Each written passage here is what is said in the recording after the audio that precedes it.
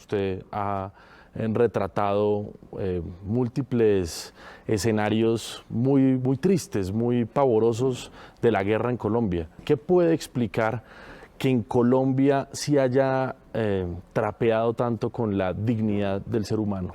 Yo creo que eso se lo debemos a la mezquindad con la que la clase política de Colombia ha tratado a su gente, y especialmente a la gente de las regiones y a los campesinos.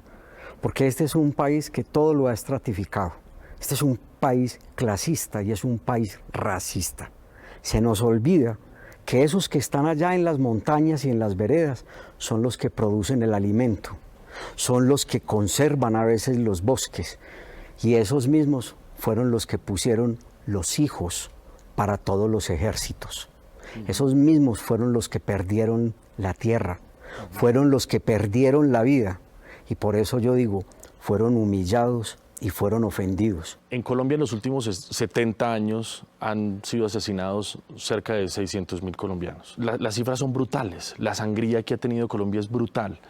¿Por qué, a pesar de semejantes ríos de sangre, Colombia ha sido un país más bien anestesiado y no ha sentido los rigores de tanta violencia? Es que los que ponen los muertos, te decía, ahora son las mismas personas. Es que si los hijos de santos van al ejército, se vuelven portada de revistas, porque son muchachos que lucen muy bien. Hay hijos de otros presidentes que se vuelven negociantes, pero a la guerra jamás van a ir los hijos del poder. En este país se banalizó mucho la vida de las víctimas. Es que en este país los medios se especializaron fue en entrevistar comandantes. Comandantes del ejército, comandantes de guerrilla, después comandantes del paramilitarismo, alcaldes y gobernadores. Y mientras tanto, la gente huyendo a través de las montañas, atravesando ríos. Las víctimas desoídas. Las víctimas, atravesando ríos, cargando en sus brazos no solamente sus hijos, sino a veces un mico, un cerdo, una gallina. La guerra no tiene rostro de mujer. La guerra no tiene el rostro de esos niños y niñas que huyeron, de esos que resistieron. Y es a esos a los que yo aprendí a enfocar, a ver con mi ojo, a ver con mi corazón. Y esas fotografías mías son para decir, aquí hay un testimonio. Yo vi, yo registré o yo documenté. Yo estoy contando una historia. Después no digan que no supieron. ¿Cómo hacemos para reconciliarnos en un país tan, primero, lacerado por múltiples actores, pero además por una dirigencia política que se ha acostumbrado a atizar esos odios? Este es un país mayoritariamente católico.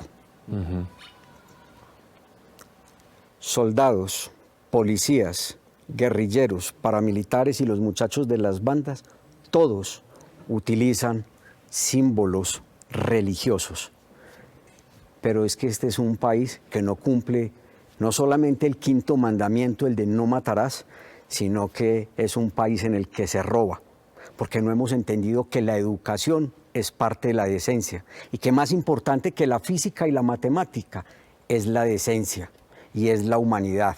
Y cuando te planteo eso, es que no es solamente la clase política.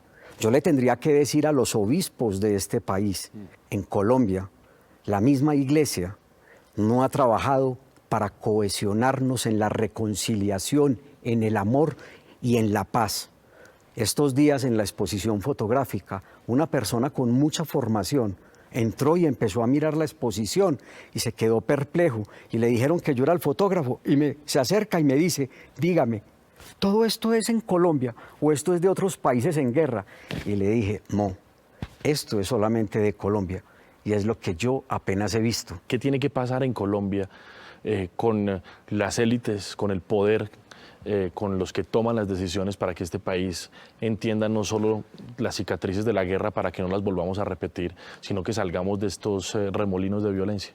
Difícil uno con una clase, a veces, o con muchas personas de esa clase dirigente tan acomodada a ganarse la vida sentada y a robarse el presupuesto.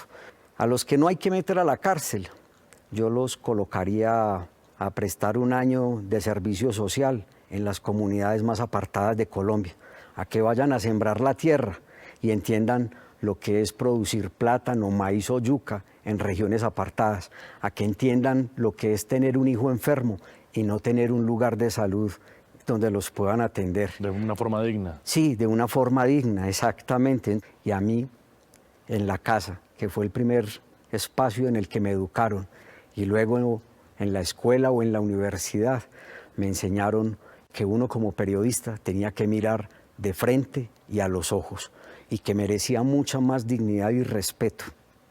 Las personas que estaban siendo violentadas y que sufrían en mi país, que la gente a veces que tiene el poder político o el poder de las armas o el poder económico.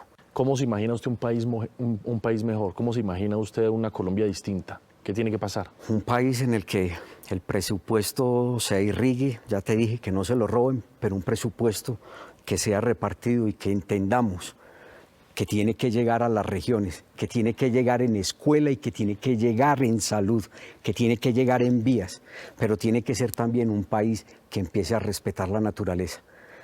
Yo creo que en Colombia la violencia no solamente la vivimos los seres humanos. En Colombia la violencia la hemos ejercido contra la naturaleza. En Colombia estamos acabando lo poco que tenemos. Y la responsabilidad no solamente del gobierno, sino de todos, debería de ser, por lo menos también, proteger un poco lo que nos queda de bosques y ríos. ¿Por qué las víctimas han sido tan ninguneadas siempre? ¿Y por qué el cuento de la memoria nunca pegó en Colombia?